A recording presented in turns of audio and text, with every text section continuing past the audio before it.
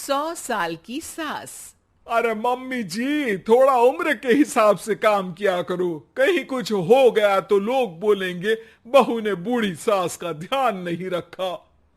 बहू, तुम भी थोड़ा कम और धीरे बोला करो। कहीं चिल्लाते हुए कभी कुछ हो गया तो वही लोग बोलेंगे 100 साल की सास भली चंगी बैठी है और बहू बेचारी चलती बनी। वैसे मम्मी जी, दादी बिल्कुल ठीक बोल रही हैं। हैं? क्या ठीक बोल रही है? वो जो कुछ भी बोले वो सास है, पर तुम क्यों बोल रही हो? बहू होकर सास से जुबान लड़ाओगी क्या? ऐसा बोलते हुए निर्मला को धसका उठ जाता है। कहा था ना, मत चिल्ला मत चिल्ला। तुझे बिना सास और बहू से जुबान लड़ाए बिना शांति नहीं मिलती। अरे माँ, दादी की बात सुन लिया करो, तुम्हारे भले के लिए बोलती है ना।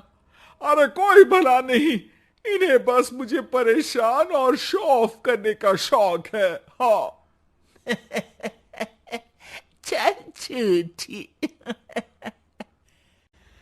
इस परिवार में 3 पीढ़ी की औरतें रहती है, जिनका हर समय कोई ना कोई अलग ड्रामा चलता ही रहता है, जिससे और किसी का पता नहीं, लेकिन सूरज बहुत परेशान रहता है।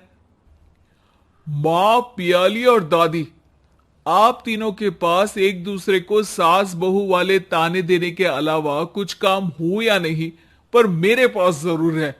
इसीलिए पियाली, जरा लंच ले आओ, मुझे ऑफिस भी जाना होता है।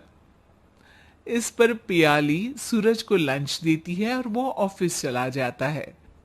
जिसके बाद तीनों एक बार फिर अपनी बातों या कह लो कि नोक-झोंक में लग जाती हैं। इसी में दिन बीत जाता है। रात को सूरज के साथ उसके दोस्त भी खाने पर आते हैं। पियाली, मेरे कुछ दोस्त आए हैं। सॉरी, अचानक प्लान बना तो बता नहीं पाया। तुम जल्दी से डिनर बना दो ना। अरे वाह रे आलसी माँ की आलसी बेटी, पहले बिना बताए दोस्तों को घर ले आओ, फिर बोलो जल्दी से डिनर बना दो। इतनी जल्दी है तो खुद बना लो।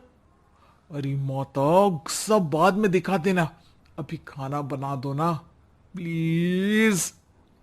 ऐसा बोल के सूरज दोस्तों के पास जाकर बैठ जाता है और पियाली डिनर की टेंशन में अपनी सास के पास पहुंच जाती है, जो अपने कमरे में आराम कर रही होती है। मम्मी, सूरज अचानक दोस्तों को घर ले आए हैं, क्या करूं अब? कुछ ऐसा बताओ ना जो जल्दी बन जाए और सर्व करते हुए भी अच्छा लगे। अरे रेस्टोरेंट से मंगा ले, दोबारा परेशान मत करना, सोने दे मुझे।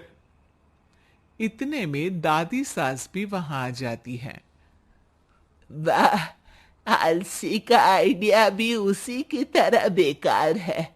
कोरोना में बाहर से खाना मंगाएंगे। बहू, तुम सो ही जाओ, वही काम अच्छे से कर सकती हो। चल पियाली, मैं बताती हूँ क्या करना है। इस पर दादी सास पियाली के साथ मिलकर सारे मेहमानों के लिए खाना बनाती है, जिससे उन्हें ज्यादा मेहनत भी नहीं करनी पड़ती और सबका पेट भी भर जाता है। दादी के इस आइडिया से पियाली और सूरज बहुत इम्प्रेस हो जाते हैं। दादी, क्या यही खाना आपकी इस उम्र में इतना एक्टिव रहने और एंडलेस लाइफ का राज है? वैसे दादी ने आज तक राज किसी को बताया नहीं। इन्होंने ससुर जी तक को नहीं बताया, तभी तो वो ऊपर पहुंच गए और ये अभी तक यही है। तेरी सास मेरे ऊपर पहुंचने का ही इंतजार कर रही है, पर इस आलसी का ये सपना पूरा नहीं होने वाला। क्यों जी, अमर होने का वरदान लेकर आई हो क्या? अमर का पता नहीं, पर लगता है तुझसे लंबा जरूर जी लूंगी। इससे पहले कि दोनों सास बहू में कोई बहस शुरू होती, पियाली बीच में बोल पड़ती है। ठीक है, आप दोनों लड़ क्यों रही हैं? हम तो चाहते हैं कि आप दोनों हमारे साथ हमेशा रहें। पियाली की बातों पर दोनों शांत हो जाते हैं और उनकी लाइफ पहले जैसे चलने लगती है, जहां दादी सुबह जल्दी उठकर कुछ न कुछ काम करते हुए पूरा दिन बिताती है, तो वहीं निर्मला और पियाली लेट उठने से लेकर धीरे धीरे आलस में काम करना और जब मर्जी सो जाने से अपना दिन बिताती हैं। एक दिन निर्मला की सहेली उनके घर आती है। अरे क्यों रे निर्मला, कैसे चल रही है जिंदगी? सब बढ़िया, बस ये बुढ़िया ऊपर जाए तो ज्यादा अच्छा होगा। अरे ऐसा क्यों बोलती हो? तुम्हें तो उनसे सीखना चाहिए, वो बहुत फुर्तीली हैं। मैं उन्हें रोज मॉर्निंग वॉक करते हुए देखती हूँ, और वहीं तुम और तुम्हारी बहू है जिन्होंने शायद सुबह का सूरज आज तक देखा ही नहीं होगा। सहेली की बात सुनते ही निर्मला भड़क कर चिल्लाते हुए पियाली और अपनी सास को वहां बुलाती है, जिनके साथ सूरज भी वहां आ जाता है, और ये सब देख सहेली वहां से चली जाती है। अरे सासू माँ, आपको हमसे क्या दिक्कत है? अब तो मेरी सहेलियां भी आपकी वजह से मुझे ताने देने लगी है। मम्मी जी, कुछ तो लोग कहेंगे, लोगों का काम है कहना, आप इग्नोर करो ना। अच्छा, वैसे महारानी, वो तुम्हें भी वही सब बोल रही थी? है? मैंने क्या किया? अरे किलस क्यों रही हो? अब तो समझो और अपना लाइफस्टाइल सुधारो। ओ मोरी मैया, अब हमारा लाइफस्टाइल भी खराब हो गया क्या? आपका तो हाई फाई है ना, बस उतना ही ठीक है। तुम लोग हमेशा पूछते हो ना कि मेरी इस उम्र और अभी भी इतने एक्टिव रहने का राज क्या है, तो वो ये लाइफ स्टाइल ही है, जिसे हाई फाई नहीं पर सिंपल कहते हैं। दादी, अब कहना क्या चाहती हो?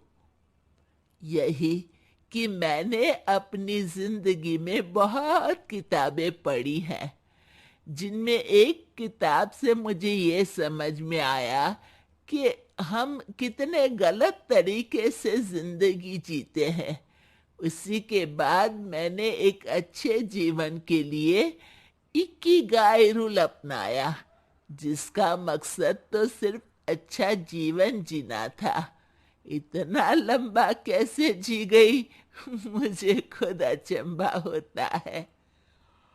ओह, तो मतलब आप मुझे परेशान नहीं करती थी? वो तो आप करती हैं। वैसे ये इकिगाई क्या है? थोड़ी रिसर्च खुद भी कर लो आलसियों, सब मैं ही बता दूं क्या?